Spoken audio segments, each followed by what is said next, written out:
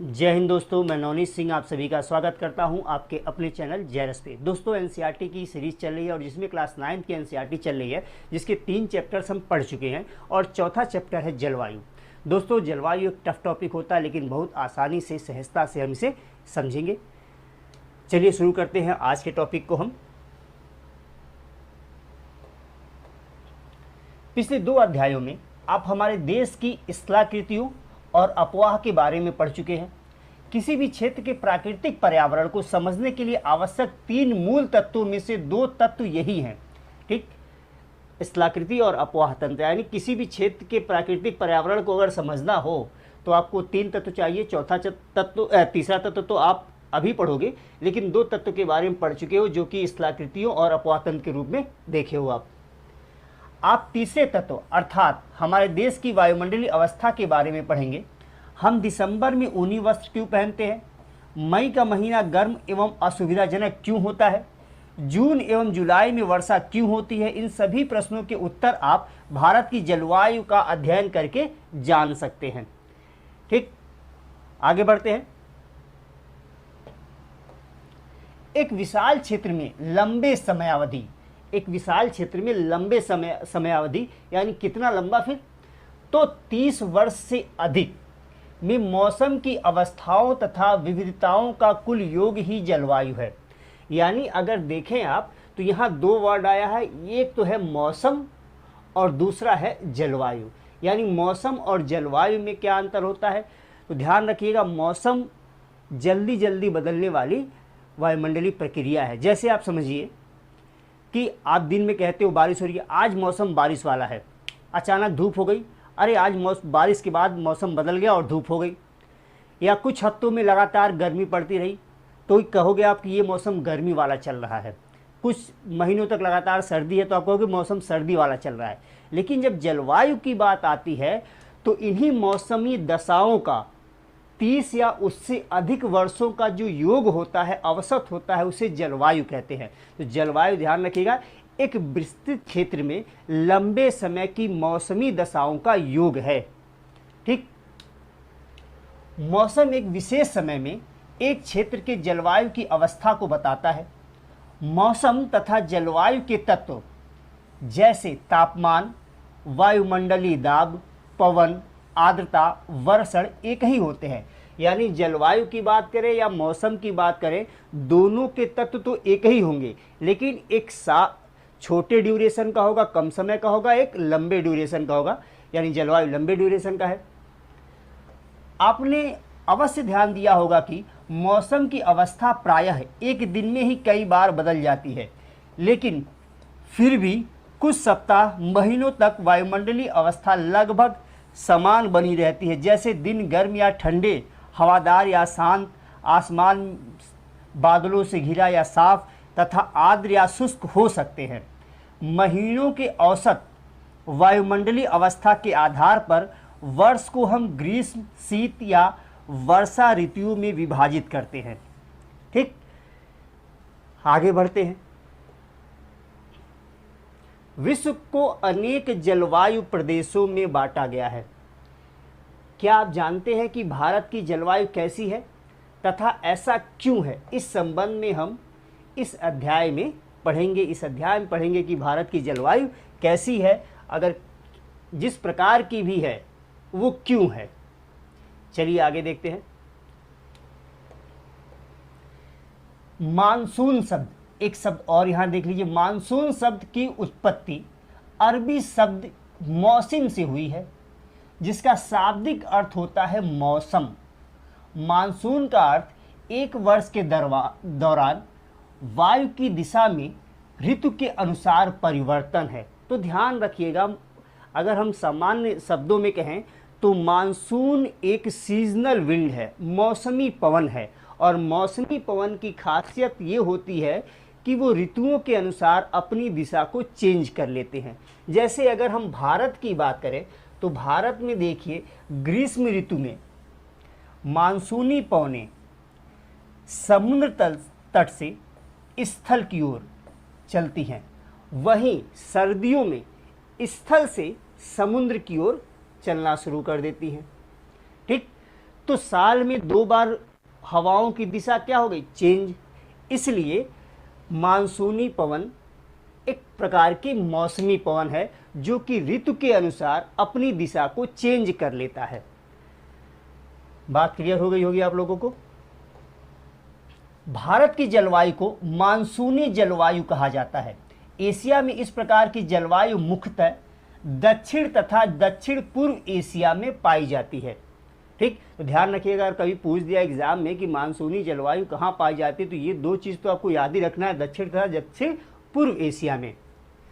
सामान्य प्रतिरूप में लगभग एकरूपता होते हुए भी देश की जलवायु अवस्था स्पष्ट प्रादेशिक भिन्नताएं हैं। देश की जलवायु अवस्था में स्पष्ट प्रादेशिक भिन्नताएं, जैसे अगर हम देखें उत्तर और दक्षिण भारत की बात को, तो दक्षिण भारत में, ठीक, साउथ में या समुद्र तटीय इलाकों में मौसम उत्तर भारत की तुलना में अंतर लिए हुए होता है।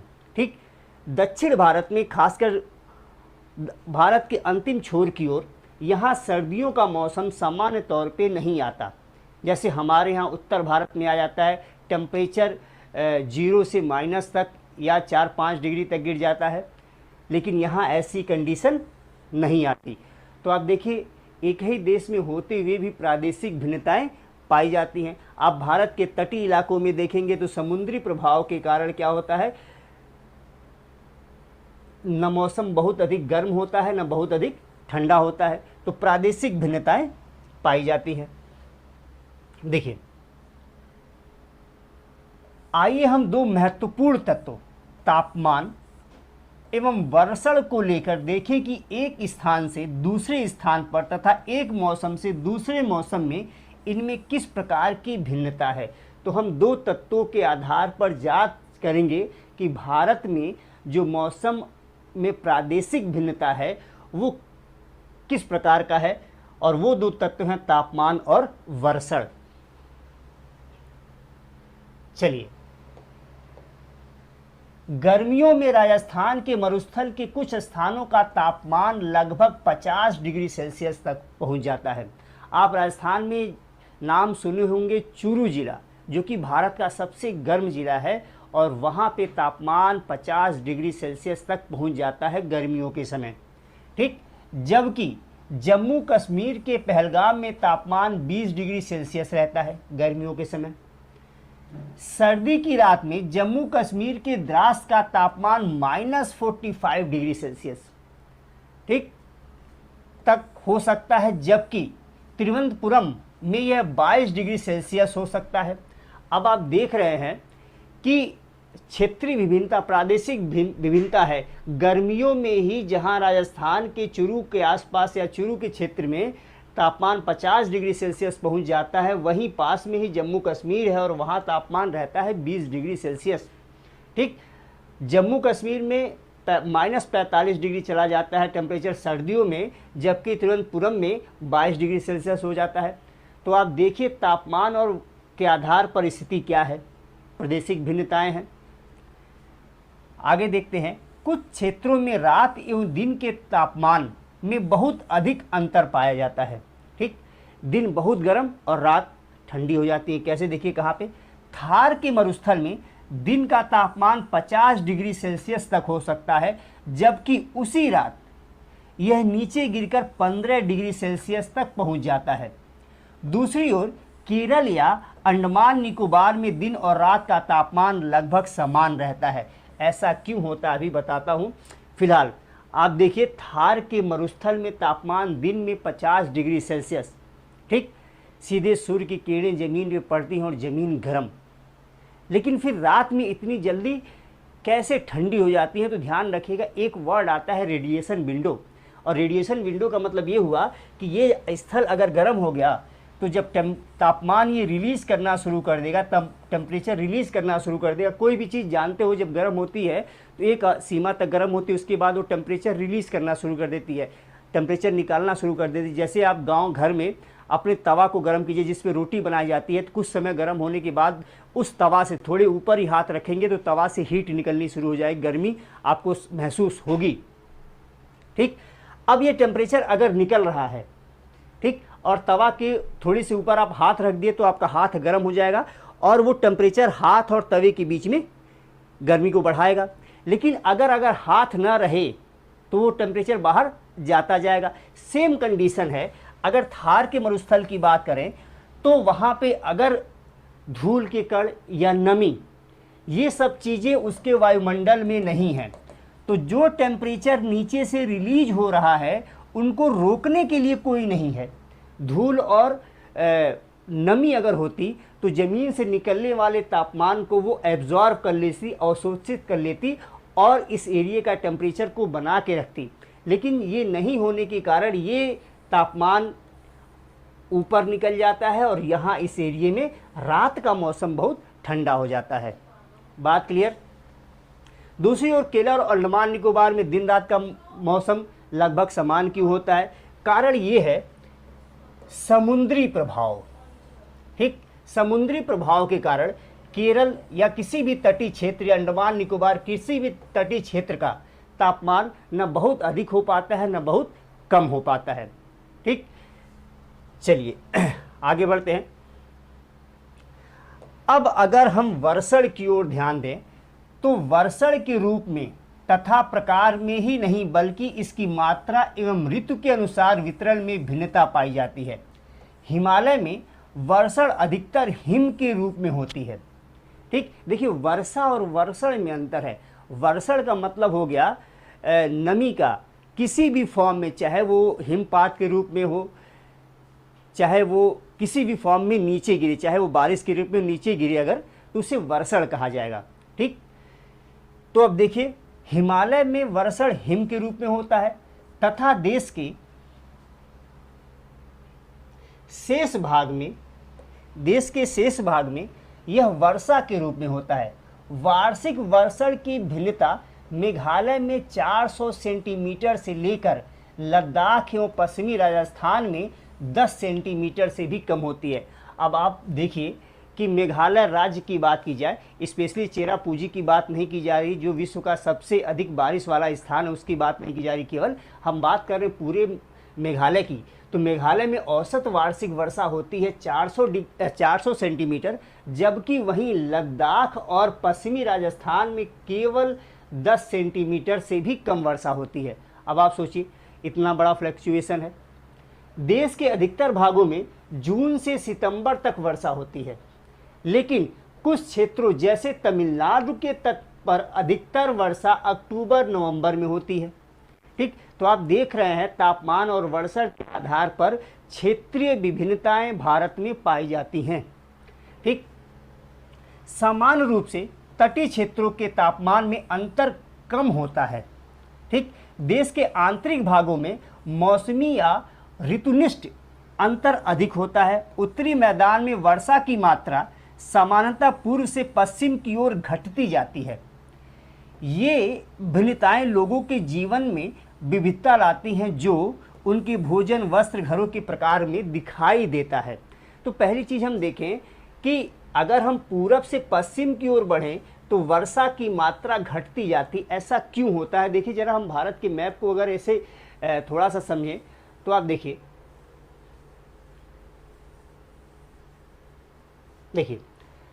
अब इस बंगाल की खाड़ी से हवाएं उठी जिनमें नमी है और वो इधर से चाहे इस रास्ते से उत्तरी भारत में प्रवेश की और पूरब से, ये वाला भाग आपका पूर्वी भाग है, पूरब से पश्चिम की ओर बढ़ रही हैं और बारिश करते हुए बढ़ रही हैं। पूरब से पश्चिम की ओर बढ़ रही हैं, बारिश करते हुए बढ़ रही हैं।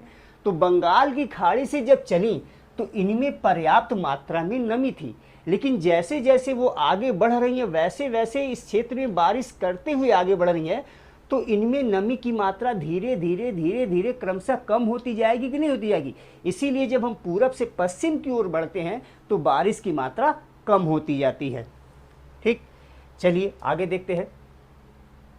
विश्व आगे चलिए, राजस्थान के घरों की दीवारें मोटी तथा छत चपटी क्यों होती हैं? टेम्परेचर। तराई क्षेत्र में गोवा और मैंगलोर की ढाल वाली छतें क्यों होती हैं? बारिश। असम में प्रायः कुछ घर बांस के खंभों पर क्यों बने होते हैं? जल जमाव के कारण। बेसिकली वहाँ इतनी बारिश होती है कि जल जमा हो जाता है, तो ऊंचे मचान पे, ऊंचाई पे घर बनाए जाते हैं और बांस के खंभे लगा दिए तो थोड़े ऊंचे घर बनाए जाते हैं ताकि पानी अगर जमा हो तो घर के नीचे ही जमा हो। ठीक, चलिए आगे बढ़ते हैं। अब जलवायु नियंत्रण पढ़ते हैं, इस चैप्टर का ये टॉपिक। किसी भी क्षेत्र की जलवायु को नियंत्रित करने वाले 6 प्रमुख कारक हैं। पहला अक्षांश, दूसरा तुंगता यानी ऊंचाई, वायुदाब एवं पवन तंत्र, समुद्र से दूरी, महासागरीय धाराएं तथा उच्चावच लक्षण। तो ये 6 कारक हैं जो कि किसी भी क्षेत्र की जलवायु को नियंत्रित करती हैं, वो बताती हैं कि उस क्षेत्र की जलवायु कैसी होगी। पृथ्वी की गोलाई के कारण इसे प्राप्त सौर ऊर्जा की मात्रा अक्षांशों के अनुसार अलग अलग होती है। ठीक, जिसके परिणाम स्वरूप तापमान विषुवत वृत्त से ध्रुवों की ओर सामान्यतः घटता जाता है। पहली चीज हम देखते हैं, देखिए ये हमारा ग्लोब, ये है विषुवत रेखा या भूमध्य रेखा, और जैसे जैसे ऊपर की ओर जाएंगे वैसे वैसे अक्षांश रेखाएं की नंबरिंग बढ़ती जाएगी। जैसे ये 0 है भूमध्य रेखा यानी 0 डिग्री, और यहाँ 90 डिग्री। ठीक, और ये है 23.5 डिग्री की लाइन यानी कर्क रेखा, और नीचे ये है 23.5 डिग्री की लाइन दक्षिणी गोलार्ध में यानी मकर रेखा, ट्रॉपिक ऑफ कैप्रिकॉर्न ये हो गया, और ये ट्रॉपिक ऑफ कैंसर यानी कर्क रेखा। अब सूरज की किरणें हमेशा एक ही जगह पे सीधी नहीं पड़ती हैं। 21 मार्च के दिन विषुवत रेखा पर, 21 जून के दिन कर्क रेखा पर, 23 सितंबर के दिन विषुवत रेखा पर और 22 दिसंबर के दिन मकर रेखा पर सूरज की किरणें सीधी पड़ती हैं। और ध्यान रखिएगा, जहाँ भी सूरज की किरणें सीधी पड़ेंगी वहाँ पे टेम्परेचर अधिक मिलेगा, और अधिक मिलेगा तो तापमान वहाँ अधिक होगा। ठीक, अब देखिए, अब सूरज 21 मार्च के बाद उत्तरायण होना शुरू हो रहा है यानी उत्तरी गोलार्ध की ओर। ठीक, और 21 जून को पहुंच जा रहा है कर्क रेखा पर। तो इसके बाद सूर्य की किरणें कहीं भी किसी भी अक्षांश पर सीधी नहीं पड़ती 23.5 डिग्री या कर्क रेखा के उत्तर में। तो यानी इसके ऊपर अगर हम जाएं तो लगातार तापमान कम होता जाएगा। यानी अक्षांश के अनुसार जैसे जैसे हम ध्रुवों की ओर बढ़ते हैं, विषुवत रेखा से ध्रुवों की ओर बढ़ते हैं, सूर्य की किरणों के तिरछा होने के कारण तापमान कम होता जाता है।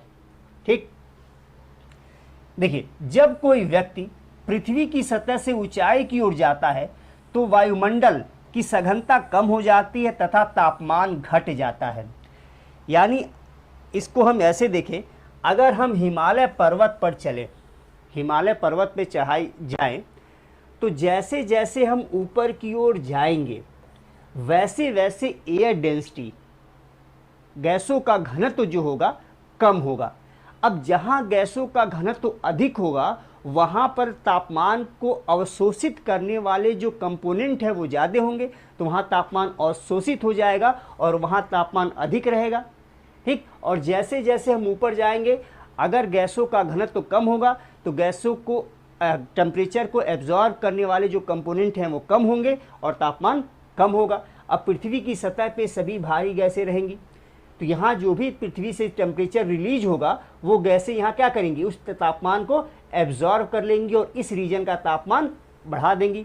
लेकिन जब हम ऊपर पहुँचेंगे तो गैसों के घनत्व में कमी आएगी, यहाँ गैस कम होंगे तो तापमान का जो एब्जॉर्ब करना है वो भी कम होगा। ठीक, साथ में टेम्परेचर यहीं एब्जॉर्ब हो जा रहा है तो ऊपर जाने वाला टेम्परेचर भी कम होगा। इन कारणों से जैसे जैसे पृथ्वी की सतह से हम ऊपर जाते हैं वैसे वैसे तापमान कम होता जाता है। चलिए, इसलिए पहाड़ियाँ गर्मी के मौसम में भी ठंडी होती हैं। तो क्लियर हो गई। अगर आपसे पूछा जाए कि क्या कारण है कि पर्वतीय क्षेत्र गर्मियों के समय भी वहाँ का तापमान, पर्वतीय क्षेत्रों में गर्मियों के समय भी तापमान कम रहता है जबकि मैदानी भागों में तापमान अधिक होता है, या यूं क्वेश्चन पूछ दिया जाए कि एक ही अक्षांश पर स्थित 2 जगहों पे, एक मैदानी और दूसरा पर्वतीय क्षेत्र में तापमान का अंतर क्यों होता है। तो आप समझ गए, मैदानी क्षेत्रों में गैसों का घनत्व तो अधिक होगा, इसलिए यहाँ तापमान अधिक होगा, और जैसे जैसे ऊंचाई पर जाएंगे वैसे वैसे क्या होगा, गैसों का घनत्व तो कम होगा और तापमान कम होता चला जाएगा।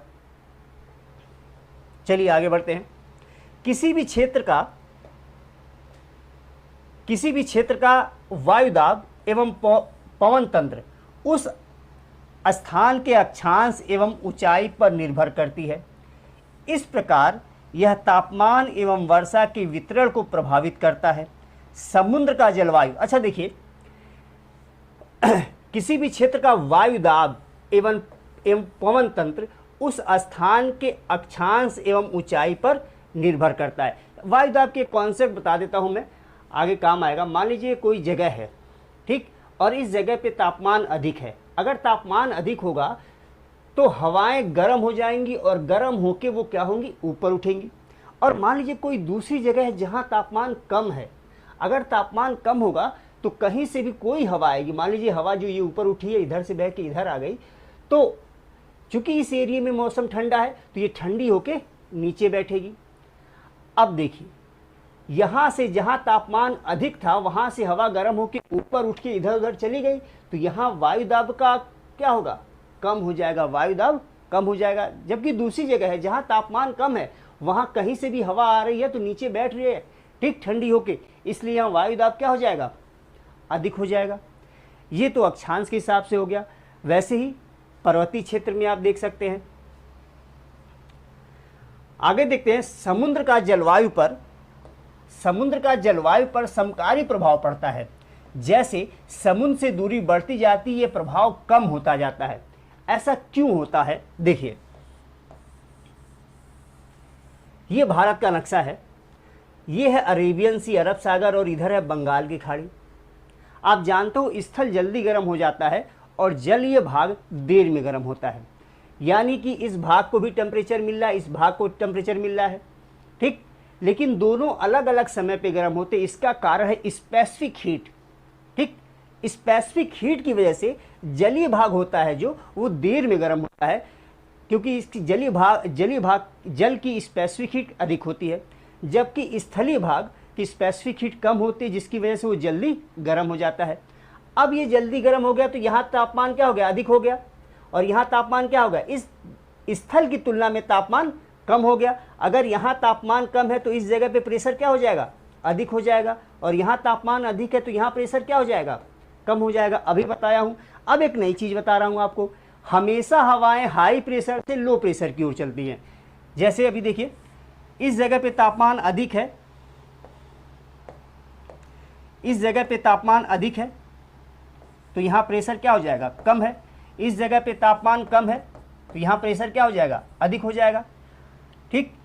तो हमेशा हवाएं हाई प्रेशर से लो प्रेशर की ओर चलती हैं, तो स्थल पे हमेशा हवाएं हाई प्रेशर से लो प्रेशर की ओर चलती हैं। अब इसी कॉन्सेप्ट को अप्लाई करेंगे हम समकारी प्रभाव की ओर स्थल पे। देखिए, अगर यहाँ से हवा जो आ रही है स्थल किसी भी जगह पे, अगर ये ठंडी है तो यहाँ भी अपना प्रभाव डालेगी, इस जगह को क्या करेगी, ठंडा बनाएगी।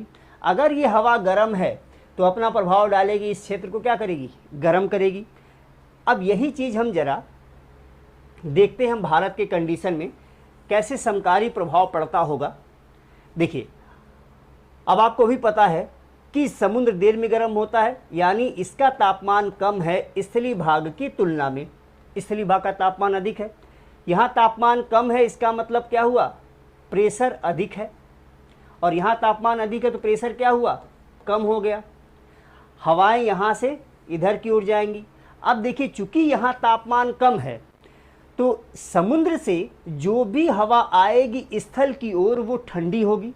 अगर वो ठंडी होगी तो स्थल पे आएगी तो स्थलीय भाग का तापमान भी क्या करेगी, कम कर देगी, ठीक। तो यही चीज़ है कि समुद्र के तट पर जो भी इलाका होगा वो वहाँ का तापमान न बहुत अधिक गर्म होगा न बहुत अधिक ठंडा होगा, ठीक, क्योंकि समुद्र के तट समुद्री भाग का प्रभाव इस पर पड़ेगा। लेकिन अगर हम बहुत अंदर की ओर चले आएँ, अब अरब सागर से भी ये जगह दूर है, ये वाली जगह, और बंगाल की खाड़ी से भी ये जगह दूर है, तो इस भाग पर समुद्री मौसम का या समुद्र के गुण विशेषताओं का प्रभाव नहीं पड़ पाएगा।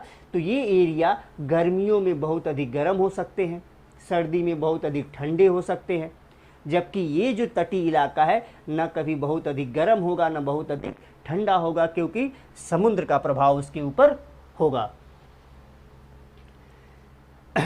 आगे बढ़ते हैं।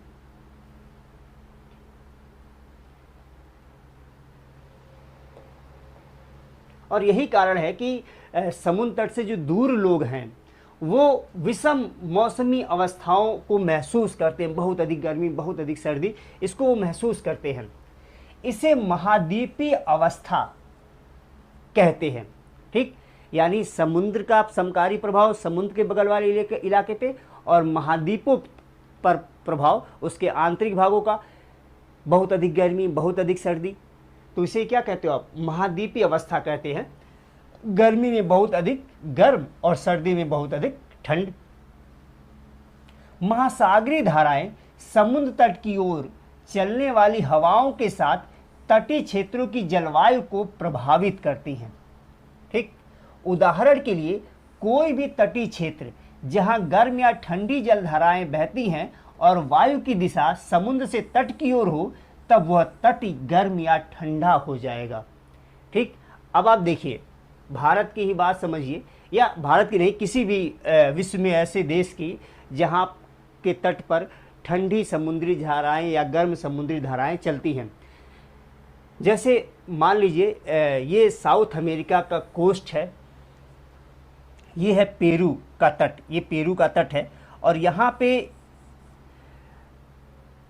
पेरू की धारा चलती है जो कि ठंडी है। अब पेरू की ठंडी धारा के कारण इसका जो कोस्ट होगा वो ठंडा होगा, तट क्या होगा? ठंडा होगा। क्यों? कि पेरू की धारा ठंडी है और इसके ऊपर से जो हवाएं तट की ओर आएंगी वो भी ठंडी होंगी। ठीक, और जब वो ठंडी आएंगी तो जहां भी वो हवाएं जाएंगी उसे क्या बनाएंगी? ठंडा बना देंगी। विश्व के अधिकतर मरुस्थल उपोष्ण कटिबंधीय भागों में स्थित महाद्वीप के पश्चिमी किनारों पर स्थित हैं। क्यों? उपोष्ण कटिबंधीय मरुस्थल, अधिक मरुस्थल उपोष्ण कटिबंधीय भागों में स्थित हैं। ठीक है, तो महाद्वीप के जो पश्चिम किनारे हैं वहां पे उपोष्ण कटिबंधीय भागों में मरुस्थल स्थित है। क्यों? अब कारण इसका देखिए, यही आप समझे जरा। ये पेरू का तट है, यहां कोल्ड ओशनिक करंट, ठंडी समुद्री जलधारा पेरू की धारा चलती है। अब पेरू की धारा चूंकि ठंडी है तो इस रीजन के वायुमंडल में नमी की मात्रा कम होगी। नमी कब बनेगी? वाष्प कब बनेगा? जब जल गर्म होगा तो वाष्प ऊपर जाएगा, जब वाष्प ऊपर जाएगा तो संघनन होगा, बादल बनेगा, बारिश होगी। यहाँ क्या है? यहाँ ठंडी समुद्री जलधारा है। अब इसके प्रभाव की वजह से इसके वायुमंडल में नमी की मात्रा कम है। अगर नमी की मात्रा कम होगी तो बारिश की संभावना वैसे ही खत्म हो गई। ठीक, अब बारिश नहीं होगी तो इस तट पे क्या होगा?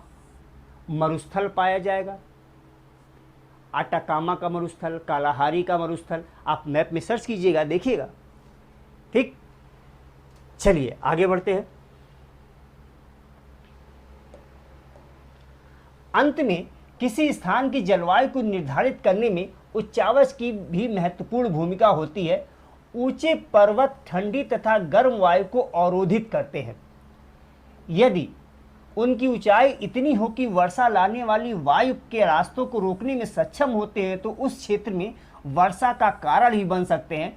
पर्वतों के पवनामुखी ढाल पर अपेक्षाकृत सूखे रहते हैं। ठीक, तो पर्वतों के पवनामुखी ढाल सूखे रहते हैं। अब देखिए होता क्या है।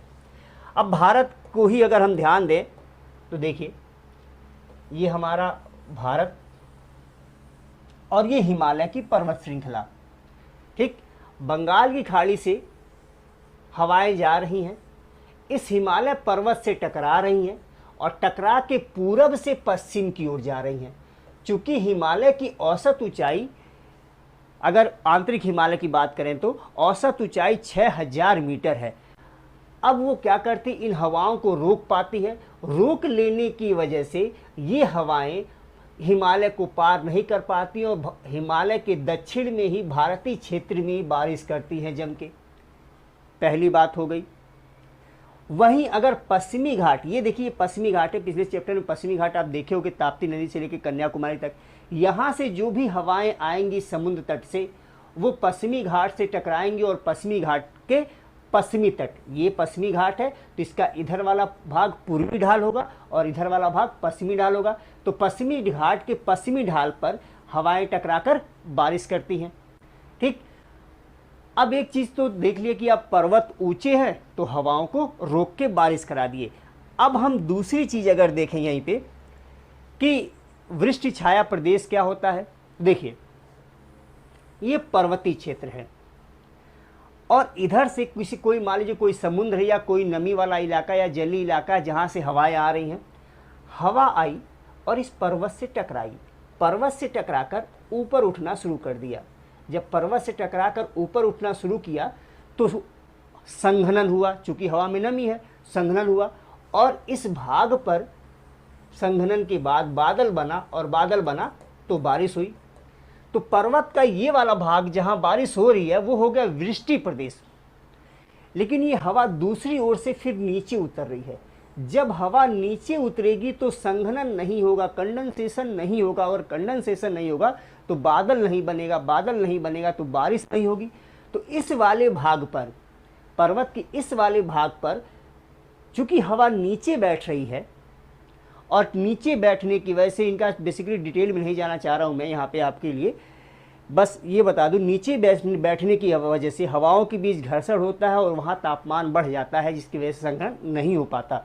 ठीक, तो जब हवा नीचे उतरती है तो संघनन नहीं होगा, संघनन नहीं होगा तो बादल नहीं बनेगा, बादल नहीं बनेगा तो ये वाला भाग वृष्टि छाया प्रदेश होगा, रेन शैडो रीजन होगा। अगर भारत में इस चीज़ को देखें तो हम आसानी से समझ सकते हैं। देखिए ये भारत का पश्चिमी घाट, ठीक, और पश्चिमी घाट का ये वाला जो पार्ट है, ये वाला पश्चिमी घाट का ये जो पार्ट है पश्चिमी ढाल हो गया और इधर वाला पश्चिमी घाट का जो पार्ट है ये पूर्वी ढाल हो गया। हवाएं इधर से आई, पर्वत से टकराई और पश्चिमी घाट के पश्चिमी ढाल पर बारिश की और वही हवा दूसरी ढाल से नीचे उतर रही है। दूसरी ढाल से क्या हो रही है, नीचे उतर रही है। तो पश्चिमी घाट का जो पूर्वी ढाल है, पश्चिमी घाट का जो पूर्वी ढाल है वो वृष्टि छाया प्रदेश है, रेन शैडो रीजन है। ठीक, वहीं अगर हम हिमालय की बात करें तो हिमालय में देखिए यहाँ से हवाएं जा रही हैं, हिमालय पर्वत से टकरा रही हैं, तो हिमालय पर्वत का जो दक्षिणी ढाल है इस भाग पे तो हवाएं बारिश कर रही हैं, लेकिन इसका जो उत्तरी भाग है, हिमालय पर्वत का जो उत्तरी ढाल है जहाँ पे तिब्बत का पठार है, वहाँ पे चूंकि हवाएं नीचे उतरेंगी और हवाएं नीचे उतरेंगी तो संघनन नहीं होगा, बादल नहीं बनेगा, बारिश नहीं होगी। इसीलिए तिब्बत के पठार को शीत मरुस्थल कहते हैं। एक तो मौसम ठंडा है, दूसरा बारिश नहीं हो रही है, इसलिए तिब्बत का पठार कैसा है, शीत मरुस्थल है। तो ये काम हो जाता है। ठीक, तो हमने इस बात को समझ लिया। वर्षा के कारण बन सकते हैं पवनामुखी ढाल, अपेक्षाकृत सूखे रहते हैं क्योंकि हवाएं नीचे उतरती है, संघनन नहीं हो पाता, बादल नहीं बन पाता। अब देखिए भारत की जलवायु को प्रभावित करने वाले कारक, जो चीज़ें अभी बताया हूं मैं, वो सारी चीज़ें अब यहाँ आ रही हैं।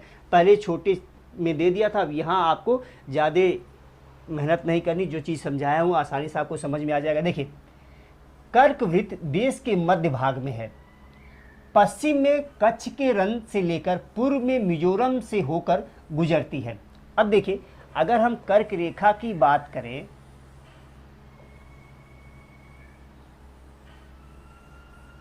देखिए तो ये कर्क रेखा गुजर रही है।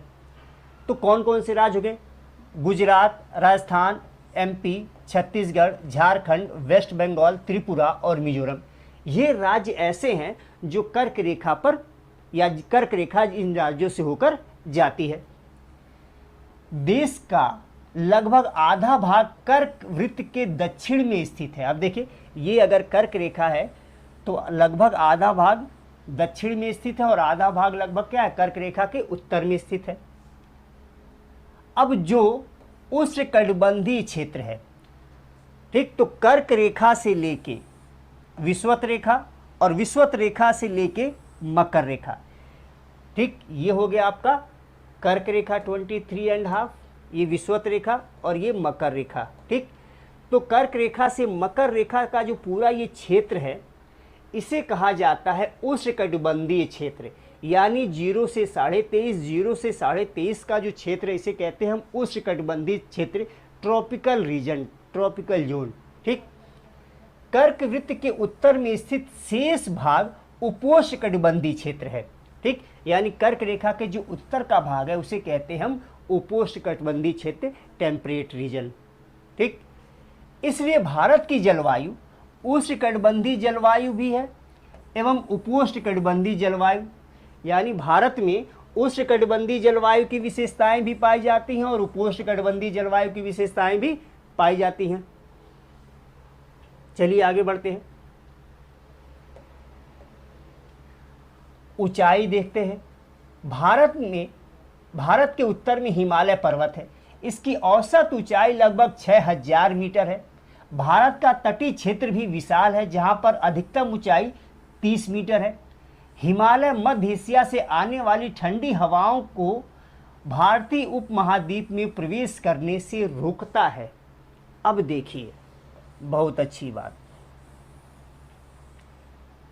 अब ये हम हिमालय पर्वत, अब देखिए हिमालय पर्वत अगर नहीं होता तो मध्य एशिया, साइबेरिया से जो ठंडी हवाएं आती हैं उन्हें हिमालय पर्वत रोक लेता है और हमारे पूरे उत्तर भारत को ठंड की, भयानक ठंड की चपेट में आने से बचा लेता है, ठीक।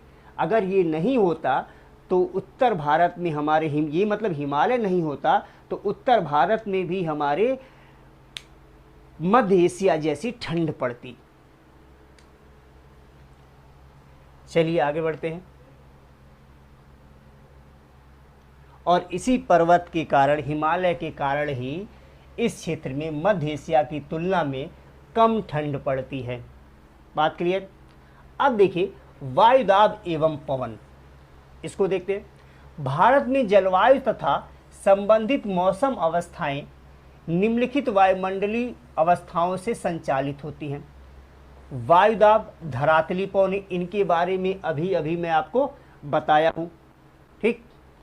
ऊपरी वायु परिसंचरण, पश्चिमी चक्रवाती विक्षोभ एवं उष्णकटिबंधीय चक्रवात। देखिए ऊपरी वायु परिसंचरण बेसिकली है क्या, अभी मैं आपको बताया कि मान लीजिए इस जगह का तापमान अधिक है और इस जगह का ये कोई जगह जहां तापमान अधिक है और ये कोई जगह है जहां तापमान कम है। अगर यहाँ तापमान अधिक है तो यहाँ से हवा गर्म होके ऊपर उठेगी, तो इस रीजन में प्रेशर कम होगा। यहाँ तापमान कम है तो यहाँ से यहाँ पे कोई भी हवा आएगी, इस रीजन में तापमान कम है तो ठंडी होके नीचे बैठेगी, यानी यहाँ प्रेशर अधिक होगा। अब ये जो हवा ऊपर गई है यहाँ से, क्या ये ऊपर जाके यहीं रहेगी कि कहीं और भी जाएगी? तो जरूर जाएगी। तो कुछ हवा तो इधर चली गई और कुछ हवा इधर चली आई, ठीक। और सरफेस पे फिर चूंकि यहाँ हवा अधिक है, प्रेशर अधिक है, तो यहाँ से हवा यहाँ चली गई, तो ये एक सेल बन गया। यहाँ वर्ड लिखा है ऊपरी वायु परिसंचरण, तो ये जो हवा ऊपर ऊपर चल रही है, वायुमंडल की सतह पे ऊपर चल रही है काफ़ी, इसे ही कहा जाता है ऊपरी वायु परिसंचरण, और यहीं से जेट स्ट्रीम की बात निकलती है, ठीक। पश्चिमी चक्रवाती विक्षोभ और उष्णकटिबंधीय चक्रवात, इसके बारे में हम डिटेल में पढ़ेंगे, लेकिन यहाँ जो टॉपिक में कुछ चीज़ें दी हुई होंगी हम आगे पढ़ते हुए समझते चलेंगे। देखिए भारत उत्तरी पूर्वी व्यापारिक पवनों वाले क्षेत्र में स्थित है। ये पवनें उत्तरी गोलार्ध के उपोष्णकटिबंधीय उच्च वायुदाब पट्टी से उत्पन्न होती हैं। ये दक्षिण की ओर बहती हैं, कोरियोलिस बल के कारण दाहिनी ओर विक्षेपित होकर विषुवतीय निम्न वायुदाब वाले क्षेत्र की ओर बढ़ती हैं। पहले इतनी बात को हम समझ लेते हैं। देखिए ध्यान दीजिएगा, 30 से पृथ्वी पर, ये हमारा ग्लोब है अगर, तो ये भूमध्य रेखा, और भूमध्य रेखा से दक्षिण में 5 और भूमध्य रेखा से उत्तर में 5, ये हो गया भूमध्य रेखीय क्षेत्र। और ये जो एरिया है, चूंकि इस क्षेत्र में टेम्परेचर हमेशा कम होता है, टेम्परेचर हमेशा अधिक होता है, कम बोल दिया, टेम्परेचर हमेशा अधिक होता है, तो टेम्परेचर अधिक होने की वजह से यहाँ निम्न वायुदाब क्षेत्र पाया जाता है, लो प्रेशर पाया जाता है।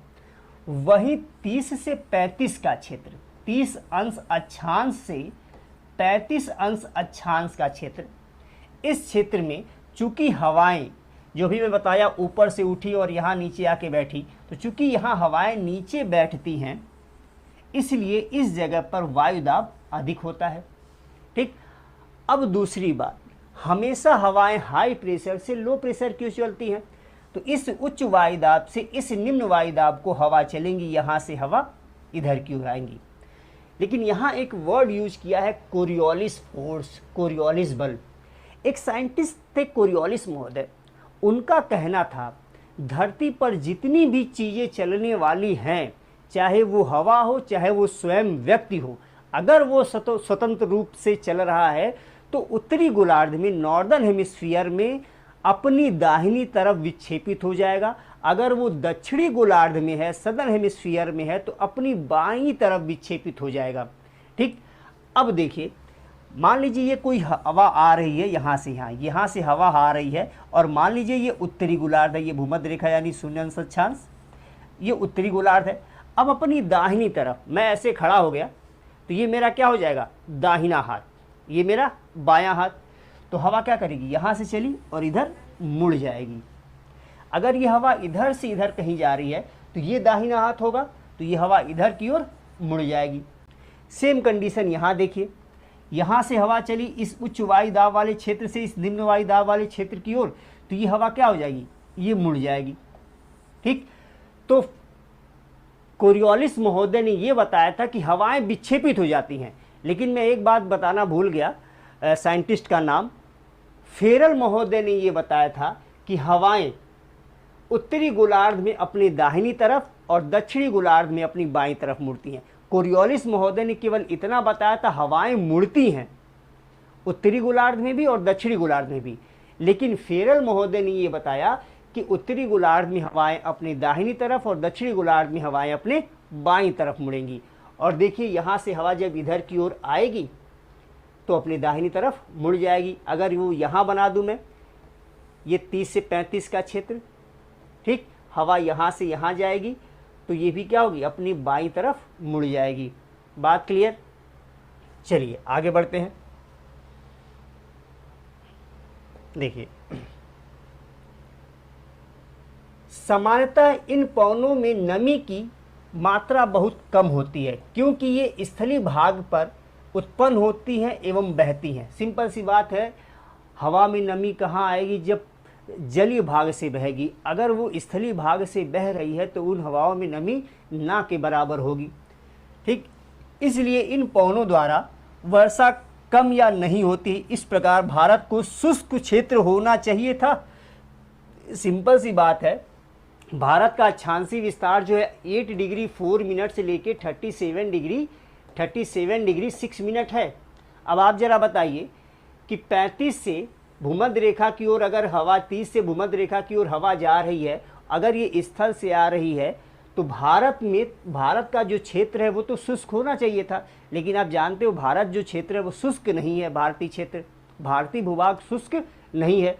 यहाँ मानसूनी वर्षा होती है, बहुत अच्छी वर्षा भी हो जाती है, कभी कभी सूखा बेशक पड़ता है, लेकिन उसका कारण अलग है।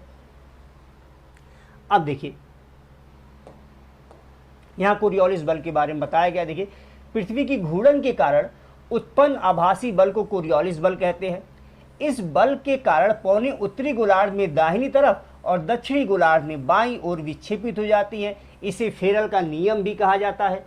तो कोरियोलिस महोदय ने बताया कि हवाएं मुड़ती हैं, और फेरल ने बताया कि हवाएं उत्तरी गोलार्ध में दाहिनी तरफ मुड़ती हैं और दक्षिणी गोलार्ध में अपनी बाईं तरफ मुड़ती हैं। आगे बढ़ते हैं। भारत की वायुदाब एवं पवन तंत्र अद्वितीय है। शीत ऋतु में हिमालय के उत्तर में उच्च वायुदाब होता है। इस क्षेत्र की ठंडी शुष्क हवाएं दक्षिण में निम्न वायुदाब वाले महासागरीय क्षेत्र के ऊपर बहती हैं। ग्रीष्म ऋतु में आंतरिक एशिया एवं उत्तर पूर्व भारत के ऊपर निम्न वायुदाब का क्षेत्र उत्पन्न हो जाता है, जिसके कारण गर्मी के दिनों में वायु की दिशा पूरी तरह से परिवर्तित हो जाती है। ठीक, वायु दक्षिण में स्थित हिंद महासागर के उच्च वायुदाब वाले क्षेत्र से दक्षिण पूर्व दिशा में बहते हुए विषुवत रेखा को पार कर दाहिनी ओर मुड़ते हुए भारतीय उपमहाद्वीप में स्थित निम्न वायुदाब की ओर बहने लगती हैं। अब इस बात को जरा हम समझते हैं, जितनी चीज़ें अभी मैं पढ़ा हूँ उसको समझते हैं, ध्यान दीजिएगा। बेसिकली कहानी होती क्या है? अभी मैं बताया हूँ कि सूरज की किरणें हमेशा एक ही जगह पे सीधी नहीं पड़ती। 21 मार्च को विषुवत रेखा पर तो 21 जून को कर्क रेखा पर। अब ये हमारा कर्क रेखा, अब 21 जून के दिन सूरज की किरणें कर्क रेखा पर सीधी पड़ रही हैं। अगर यहाँ पे सीधी पड़ेंगी सूरज की किरणें तो इस क्षेत्र पर तापमान अधिक होगा।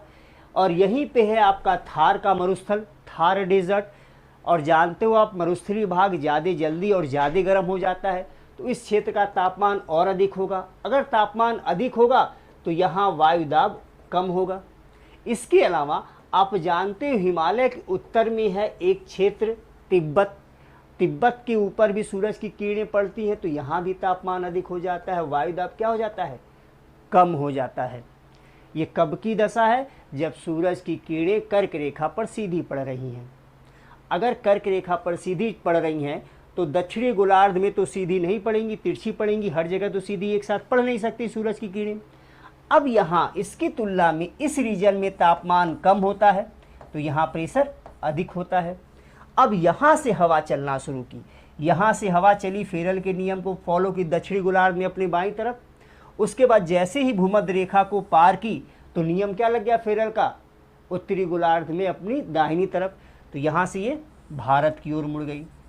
अब भारत की ओर क्यों मुड़ी? इस रीजन में हाई प्रेशर है और यहाँ लो प्रेशर है, तो इस लो प्रेशर की ओर अट्रैक्ट हो गई, खिंचती चली आई। ठीक, और चूंकि समुद्र की सतह से आ रही है तो नमी लेके आती है, नमी लेके आएगी तो बारिश करेगी। ठीक, ये तो हो गया गर्मियों का कहानी। लेकिन इसकी जस्ट उलट सर्दियों की कहानी होगी। जब सूरज की किरणें मकर रेखा पर सीधी पड़नी शुरू होंगी तो भारत के हिमालय वाले क्षेत्र में उच्च वायुदाब का क्षेत्र बनेगा और इस रीजन में निम्न वायुदाब का क्षेत्र बनेगा। तो हवा यहाँ से आएगी, स्थल से होते हुए समुद्र सतह पर चलेगी, स्थल से समुद्र सतह की ओर चलेगी। बात क्लियर? तो ये कहानी थी कुल।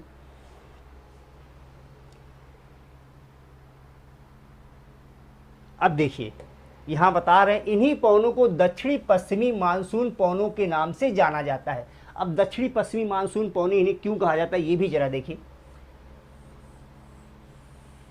देखिए ये विषुवत रेखा है, ये वो एरिया है जहां पर हाई प्रेशर है, उच्च वायुदाब है।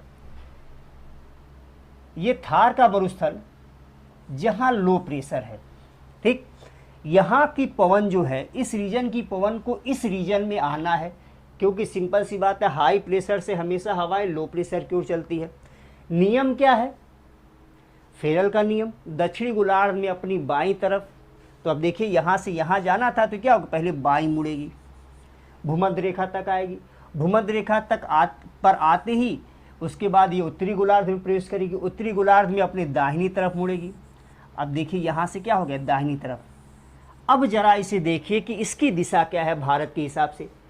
अगर हम लाइन खींच दें तो इधर उत्तर, और ये लाइन खींच दें तो इधर पश्चिम, इधर उत्तर और इधर दक्षिण, इधर पूरब और इधर पश्चिम, तो ये एरिया क्या पड़ेगा? दक्षिण पश्चिम। और ये दक्षिण पश्चिम से ही भारत की ओर आ रही हैं, इसलिए इसे क्या कहा जाता है? दक्षिणी पश्चिमी मानसूनी पवन कहा जाता है। बात क्लियर हो गई होगी। ये पवन कोस्ट महासागरों से के ऊपर से बहती है, नमी ग्रहण करती हैं तथा भारत की मुख्य भूमि पर वर्षा करती हैं। अब देखिए ये बंगाल की खाड़ी से गुजर रही है, अगर अरब सागर से गुजर रही है, बंगाल खाड़ी बोल दिया, अरब सागर से गुजर रही है। अगर ये अरब सागर से गुजर रही है, इस भाग का टेम्परेचर अधिक है, तो इनके ऊपर की हवाओं में नमी होगी। अगर हवाओं में नमी होगी तो नमी को लेके भारत की ओर आएंगी और जम के बारिश करेंगी। तो भारत में मानसून से बारिश हो रही है। इस प्रदेश में ऊपरी वायु परिसंचरण पश्चिमी प्रवाह के प्रभाव में रहता है। इस प्रवाह का एक मुख्य घटक जेट धारा है। अभी आपको आगे चित्र आएगा, मैं उसमें जेट धारा दिखाऊंगा, आगे जेट धारा लिखा भी है। जेट धाराएं लगभग 27 से 30 अंश अक्षांश उत्तरी अक्षांश 27 से 30 अंश उत्तर अक्षांशों के बीच पर स्थित होता है। बेसिकली अभी जो मैं बताया था कि हवा गर्म होकर ऊपर उठी है तो ऊपर बह रही है, तो ये जो हवा जो बह रही है यही अलग अलग जेट के नाम से जानी जाती है। ठीक है, तो यहाँ एक जेट है 27 से 30 उत्तरी अक्षांश के बीच, इसलिए इन्हें उपोष्णकटिबंधीय पश्चिमी जेट प्रवाह कहा जाता है। ठीक, चूंकि ये पश्चिम से पूरब की ओर जाती हैं। कहाँ से? पश्चिम से पूरब की ओर, इसलिए पश्चिमी जेट, और उपोष्णकटिबंध में है इसलिए उपोष्णकटिबंधी। ठीक, भारत में ये जेट धाराएं ग्रीष्म ऋतु को छोड़कर पूरे वर्ष हिमालय के दक्षिण में बहती हैं। ग्रीष्म ऋतु को छोड़कर पूरे वर्ष हिमालय के दक्षिण में प्रवाहित होती हैं। ठीक, और इस पश्चिमी प्रवाह के द्वारा देश के उत्तर एवं उत्तर पश्चिमी भाग में पश्चिमी चक्रवाती विक्षोभ आते हैं।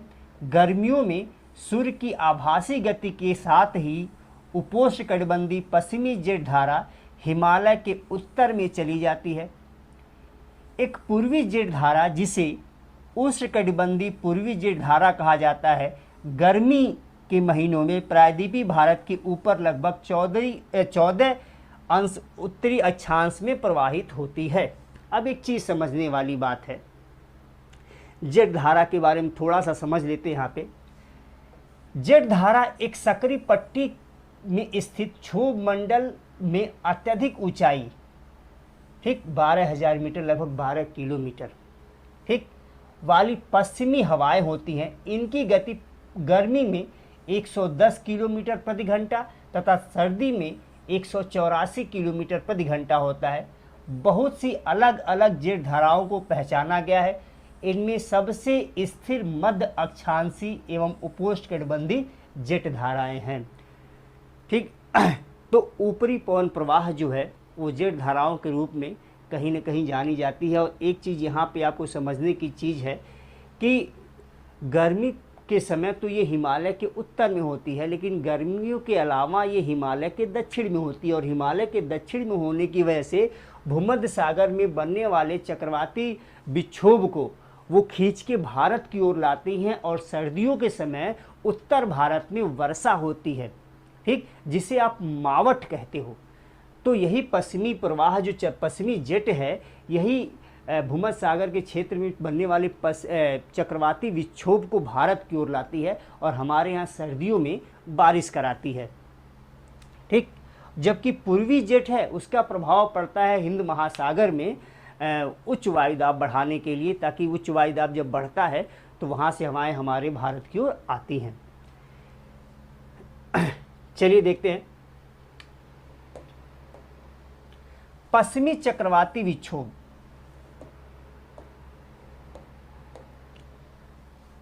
पश्चिमी चक्रवाती विक्षोभ सर्दी के महीनों में उत्पन्न होने वाली पश्चिमी चक्रवाती विक्षोभ भूमध्य सागरीय क्षेत्र से आने वाली पश्चिमी प्रवाह के कारण होता है। ठीक, तो भूमध्य सागर क्षेत्र में से जो पश्चिमी प्रवाह आता है उसी के कारण ये पश्चिमी विक्षोभ उत्पन्न होता है और वो भारत में आता है। वे प्राय भारत के उत्तर और उत्तर पश्चिमी क्षेत्र में प्रभावित करते हैं। उष्णकटिबंधीय चक्रवात, अब देखिए पश्चिमी चक्रवाती विक्षोभ अलग है जो कि पश्चिमी जेट के कारण उत्पन्न भी होता है और भारत में आता भी है। ठीक, जबकि उष्णकटिबंधीय चक्रवात मानसूनी महीनों में के साथ साथ अक्टूबर नवंबर के महीनों में आते हैं। देखिए बेसिकली उष्णकटिबंधीय चक्रवात जो है वो निम्न वायुदाब का क्षेत्र है जिसकी ओर हवाएं अट्रैक्ट हो जाती हैं। निम्न वायुदाब लो प्रेशर का क्षेत्र जिसकी ओर हवाएं अट्रैक्ट होती हैं और कोरियोलिस बल के कारण ये हवाएं मुड़ती हैं और चक्र में घूमना शुरू करती हैं, जिसे कहा जाता है, चूंकि उष्णकटिबंधीय क्षेत्र में बनती है इसलिए इसे कहा जाता है उष्णकटिबंधीय चक्रवात। ठीक, इसके बारे में डिटेल में आगे चैप्टर में हम वहाँ बात करेंगे। ठीक, अब देखिए ये गर्मियों के साथ साथ अक्टूबर नवंबर महीने में भी बनते हैं, लेकिन अक्टूबर नवंबर महीने में बनेंगे तो भारत के दक्षिण भाग में बनेंगे और खासकर ये समुद्र में ही बनते हैं उष्णकटिबंधीय चक्रवात। ये पूर्व प्रवाह के एक भाग होते हैं एक एवं देश के तटीय क्षेत्रों को प्रभावित करते हैं। देखिए चूंकि ये समुद्र में ही बनते हैं उष्णकटिबंधीय चक्रवात, तो प्रभावित किसे करेंगे? तटीय क्षेत्रों को ही प्रभावित करेंगे। क्या आपने आंध्र प्रदेश एवं उड़ीसा के तटों पर उनके द्वारा किए गए विनाश के बारे में सुना है? खूब सुना है। हर गर्मियों में हम चक्रवात के बारे में पढ़ते हैं न्यूज़पेपर में। देखिए ये जो चित्र देख रहे हो आप यहाँ पे, देखिए ये है पश्चिमी जेट प्रवाह। ठीक, अगले चित्र में आते हैं हम लोग और यहाँ देखिए आपको दिख रहा है कि ये भूमध्य रेखा है और इस भाग से हवाएं चल रही हैं, आ रही हैं और इधर जाएंगी तो मानसून का रूप लेंगी और जब सर्दियों का समय आएगा तो यहाँ से हवाएं मुड़ के स्थलों से मुड़ के समुद्र की ओर आएंगी। ठीक, तो ये तो आपको बताया, परिसंचरण में बताया हूँ मैं आपको। भारतीय मानसून के बारे में हम अगले वीडियो में आपसे डिस्कस करेंगे। तो चलिए इसी के साथ आज के सेशन को हम समाप्त करते हैं। जय हिंद।